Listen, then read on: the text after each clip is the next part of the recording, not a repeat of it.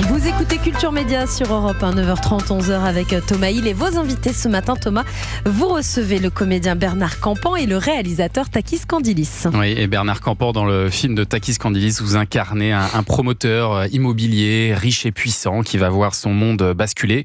Le jour où il est licencié, il apprend la mort de sa fille, Sophie, qu'il n'a pas vue depuis 12 ans. Et ce deuil, eh bien, ça le ramène à ses racines, à la Grèce, où il se découvre un nouveau rôle, celui de grand-père. Bonjour, je suis le papa de ta maman. C'est pas facile de dire la vérité à un enfant, surtout à un enfant comme lui. Comment ça? Yann, c'est autiste, Asperger. Qu'est-ce que tu comptes là? Le nombre de places. Sophia avait besoin de quelqu'un pour s'occuper de Yann. Moi, j'avais besoin d'un deuxième boulot, comme un peu tout le monde ici. Tu cherches quoi? J'ai l'impression que ce garçon aurait besoin quand même d'une vraie éducation plus adaptée. Pensez pas? Je pense que je m'occupe très bien de lui. Voilà, le personnage que vous incarnez, Bernard Campan, dans L'enfant qui mesurait le monde. Ce personnage, il a tout perdu en une seule journée, mais il va trouver donc un petit-fils qui s'appelle Yanis, qui est atteint d'autisme Asperger. Alors au départ, les rapports ils sont très distants, mais petit à petit, au fur et à mesure des jours, ils vont un petit peu se guérir l'un l'autre. On peut dire ça, Bernard Campan? Oui, ce sont, je dirais même 3 personnages, puisqu'il y a encore une femme qui s'appelle Maria Apostolokea qui joue un guide, enfin une ex-guide, et ces 3 personnages vont apprendre ensemble à se reconstruire, à faire un deuil. Bon, l'approche est évidemment très difficile déjà d'apprendre qu'on a un petit-fils, voilà, c'est une chose. En plus, voilà, qui souffre du spectre autistique, c'est encore autre chose. Donc voilà, les choses vont se faire progressivement, oui. Et alors Alexandre, il a quitté Paris pour l'île de Kalamaki en Grèce. C'est une île fictive. Vous avez tourné sur l'île de Spetses, c'est ça? Mais c'est pas du tout la Grèce de carte postale avec les petits toits bleus dont on a l'habitude. Vous avez cherché quelque chose de plus authentique, Takis Candilis? Oui, je cherchais une île, ce qu'on appelle avec une architecture néoclassique. Ouais. C'est-à-dire pas les petites maisons blanches, les ânes et les marches. Et je cherchais surtout à montrer que la Grèce, au-delà des 38 millions de touristes qui la visitent chaque année, elle a une âme, elle a une souffrance, elle a une âpreté.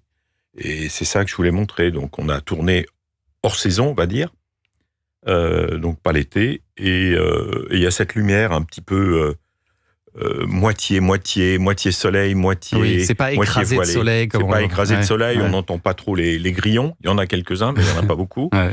Et on montre la Grèce telle qu'elle est.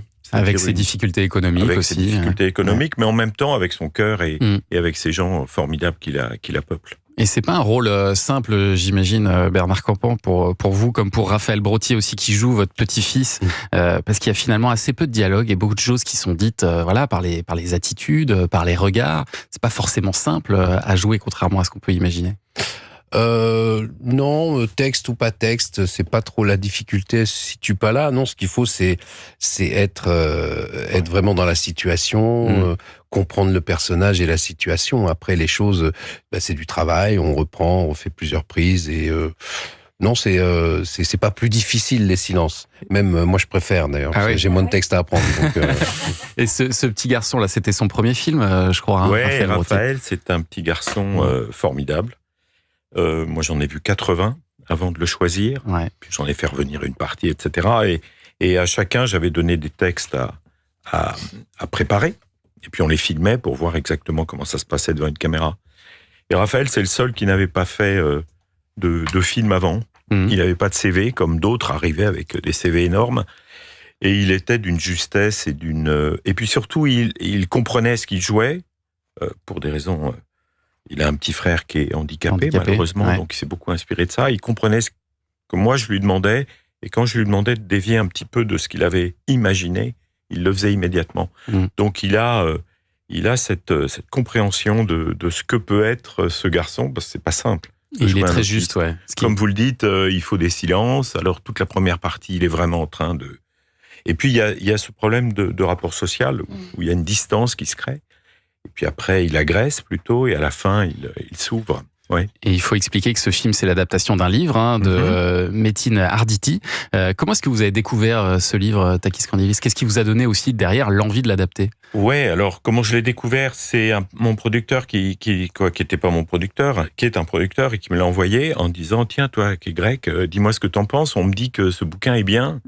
est-ce que je peux l'adapter? Et j'ai lu le livre et je suis tombé follement amoureux du livre. Donc et vous c'est lui vrai avez dit à qu'après lui avoir de ne fait pas un l'adapter. film il y a quelques années, comme vous l'avez dit au début de l'émission, Ouais.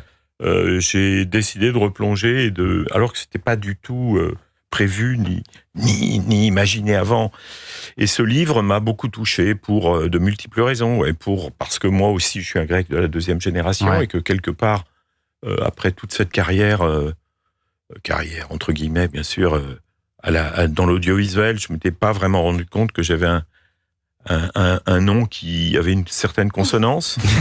Vraiment. Vous en étiez... vraiment. Ah oui, vous aviez pas réalisé. Ah non, pas du tout.